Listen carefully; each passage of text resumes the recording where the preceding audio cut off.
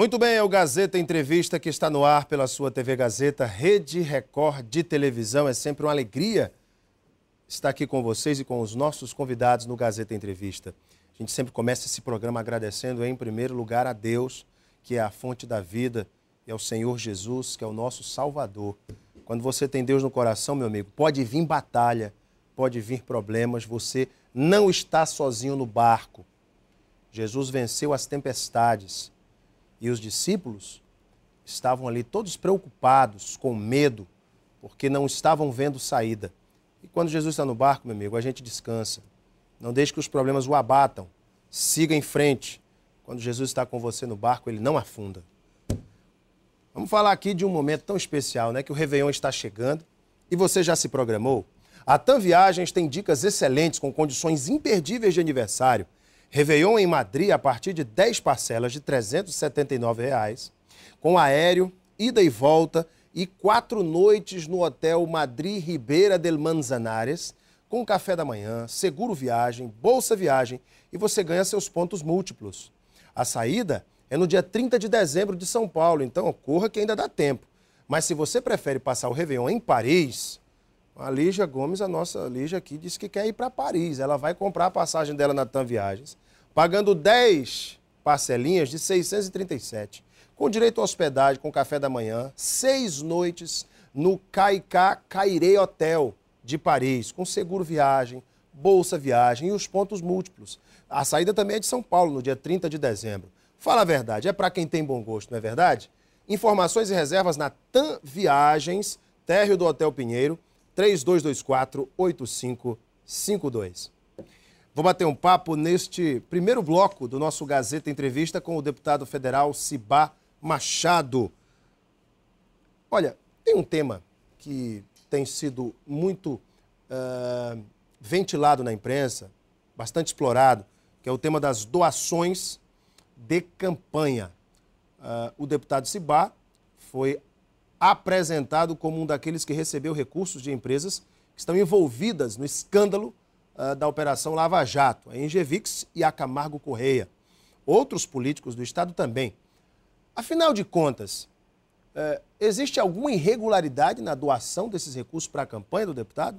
Ele está aqui para nos responder sobre isso e sobre outros temas também, como a plenária do PT, que acontece amanhã.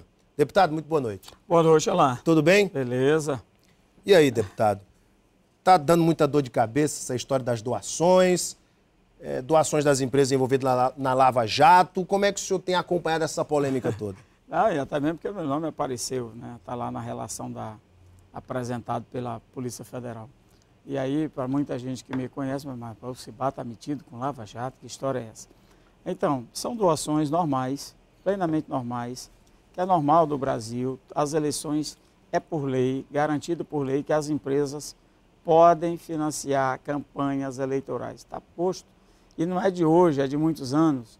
E como tal, as empresas agora, por lei, têm que também registrar a origem do dinheiro.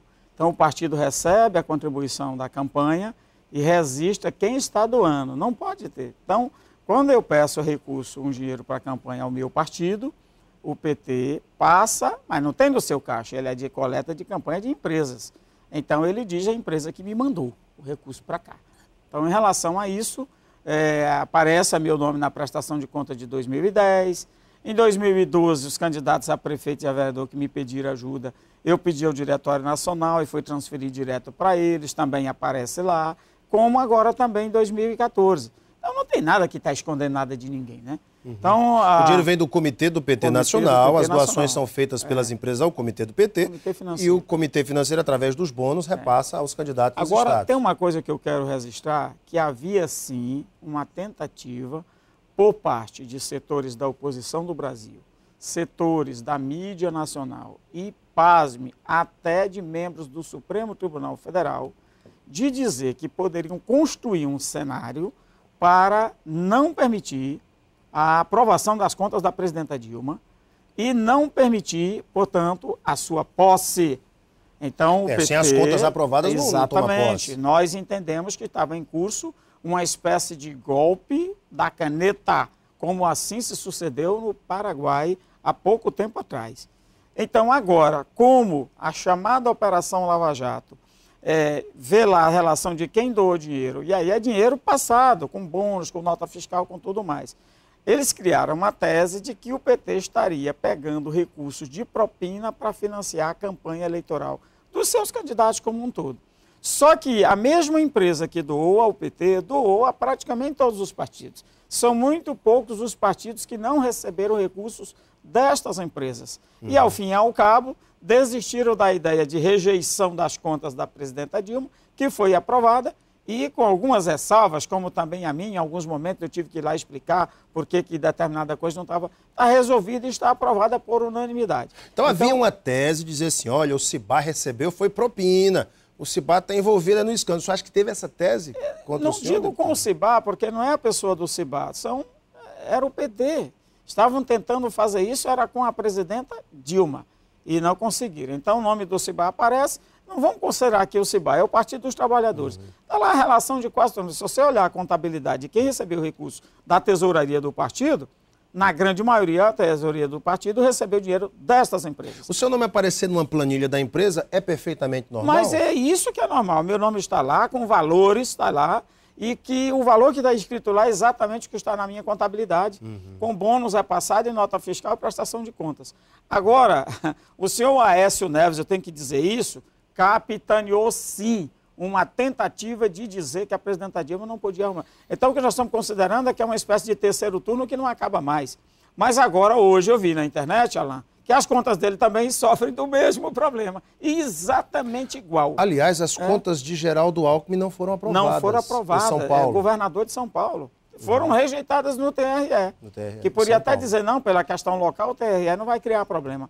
E tem. Vamos falar de um tema, isso tudo remete a um tema muito importante, que é a reforma política e eleitoral, deputado.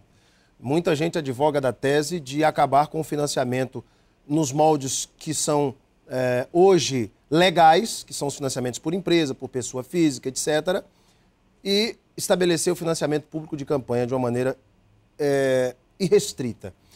O que o senhor pensa a esse respeito? Olha, eu concordo perfeitamente, porque os modelos são criados, é um modelo legal, está na lei 9.504, pronto, está lá. Mas se o Brasil entende que hoje não cabe mais empresas financiarem candidatura de qualquer natureza, então pode ser tirado. O que é que o PT tem proposto?